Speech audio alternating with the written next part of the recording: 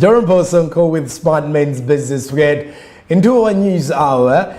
SEATINI Uganda has asked government to put the SDR fund into best use to help in fighting the COVID-19 pandemic and boost Uganda's economic recovery. Jen Nalunga said this while addressing media on the current state of the economy in regard to debt management, which rises up to 70.3 trillion Ugandan shillings. Let's have a look at this. On the 23rd of August 2021, Uganda, as an IMF member country, received about 346 million US dollars, which was equivalent to 1.2 trillion Ugandan shillings. And apparently these funds are in the custody of the central bank, which is the Bank of Uganda. The essence of this money was to help government meet its challenges, like the effects of coronavirus. However, the worry is that government may use it to service other things. Jen Nalunga, the executive director of SEATINI, while addressing journalists, expressed worries for the increasing debt. Pushed the government to borrow heavily, with the country's debt burden growing up to 70.3 trillion by June 2021.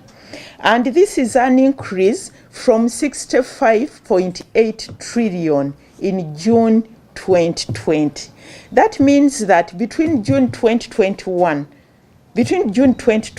and June 2021, government borrowed 4.5 trillion. This debt burden has forced government to spend way much more on debt repayment to the country's creditors. Government has... Nalunga also pointed out that the current debt level of Uganda stands at 70.3 trillion, is a disadvantage, and yet at the end of the day, it has to be repaid back. And apart from the SDR's fund, the 1.2 trillion, all the other monies we have to repay that money. Up to 2 trillion is debt repayment. Our budget, our total budget for 2021-2022, as you remember, because there have been so many changes, was around 44.7 trillion. That means our debt repayment is almost 30%. 30% of our total budget. Our repayment obligations are higher than what we are spending on health, what we are spending on education, what we are spending on agro-industrialization. So you see the implication. Currently, the total population of Uganda, according to Uganda National Bureau of Statistics, is at 45 million people. And out of this, 11 million of them are living under the poverty line. According to World Bank, they look at their poverty. Those people who live on less than $1.9 per day. So you can calculate and see. 1.9, that's about $2. $2 is about 7,000, isn't it? How many people spend 7,000 per day in Uganda here? You know, you see these stories about the Kameza. How many people leave 7,000 on the table per day? You know, so when you look at these figures sometimes are a little bit deceptive. And for me, I believe, because we have to quote, when we are writing, we have to quote figures. But for me, I believe we have so many more poor people who can't even afford 7,000 per day. But according to World Bank figures, that's what we have presented to you. And so given the rising rate of poverty in Uganda, what next for the country in order to avoid a situation to worsen than this? Aisi Lubowa, a policy analyst, and Navuga Regina advises that we need to spend better as a country regarding the debt. Going, any direction is good enough. So if we don't know how we are going to spend our funds, any expense is going to be good enough. So for me, I'm reiterating the fact that we need to spend better. Globally, we are talking about building better the economies. How do we build better? How do we build Uganda better, compared to the position where we were in the past? We're talking about mobilizing domestic revenue mobilization. Okay, funds domestically. Who is not paying their fair share of taxes? URA has a tax register of only 15 million approximately. Only about 9 million are paying, and we are talking about a figure of 11 people living in total poverty in Uganda. It would be a systemic reform of the way the IMF is governed, the way the World Bank is governed, so that we see more equity amongst the members of the IMF and the World Bank. There needs to be a revision of these formulas that are actually used to distribute these resources, so that more of these funds go to actually the poor countries that need them the most. That is more like saving this money in form of reserves, because this is a foreign currency. To get these special drawing rights, exchange them for real hard currency like the dollar, the pound, and the euro. So it goes to the IMF or to the US and says, we have some SDRs here, can you give us some dollars? They change it for hard currencies like the dollar.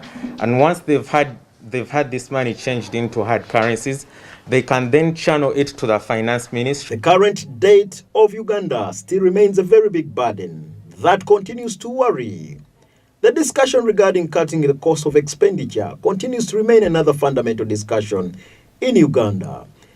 If the percentage burden rate does not change, it may lead us into a devastating state. Fred Makuya, Smart 24 TV.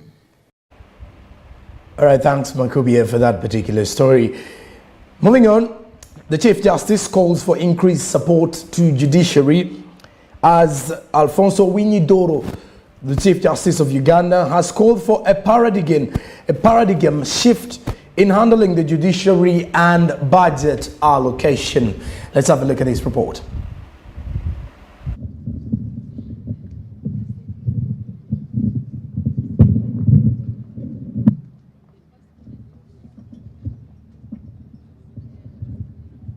Addressing delegates during the National Budget Conference, the Chief Justice Alfonso Winyidolo said that although the government has reduced the sector's budget from 0.4 to 0.8%, he hopes that there will be an incremental enhancement of the budget to improve access to justice. Chief Justice Winyidolo asked for at least 10 more judges to expedite the handling of these cases and unlock the money involved. The judiciary is there to lock up wrongdoers so that we can sleep at night, so that we can do our other activities without worrying.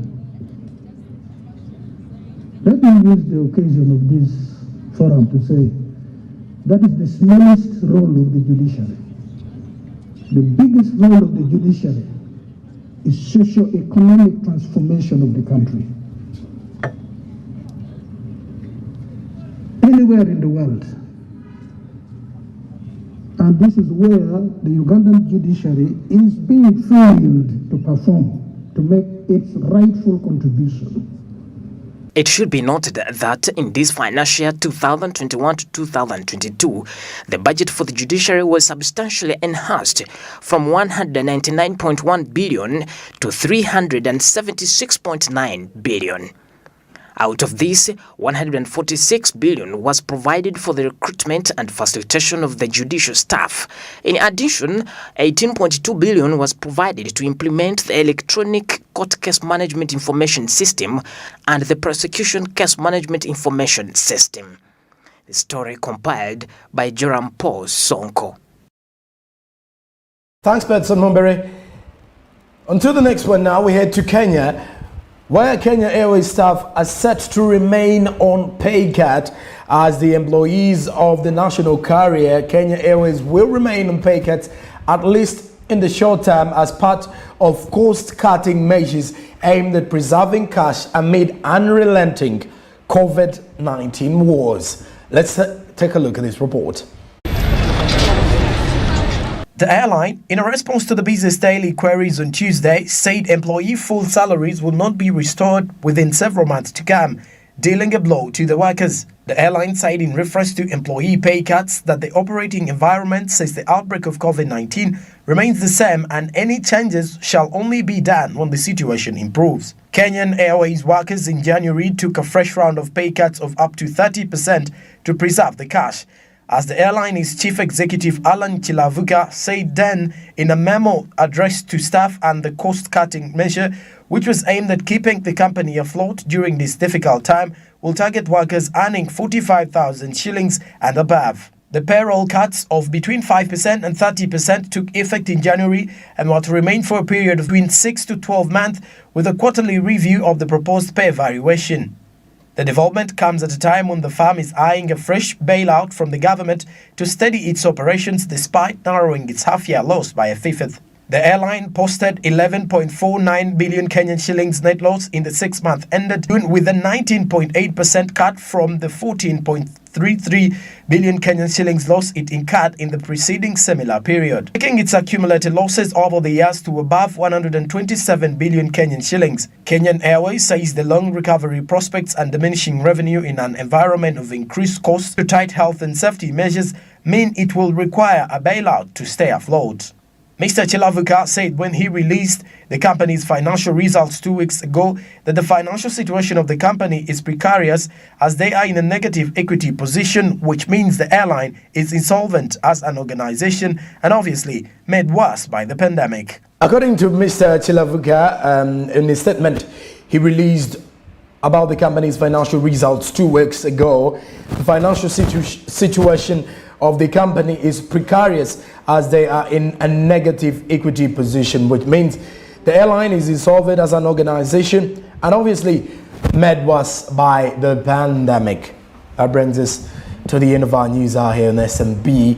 I return shortly with an interview in regards to business sustainability in the country. Keep it SMB.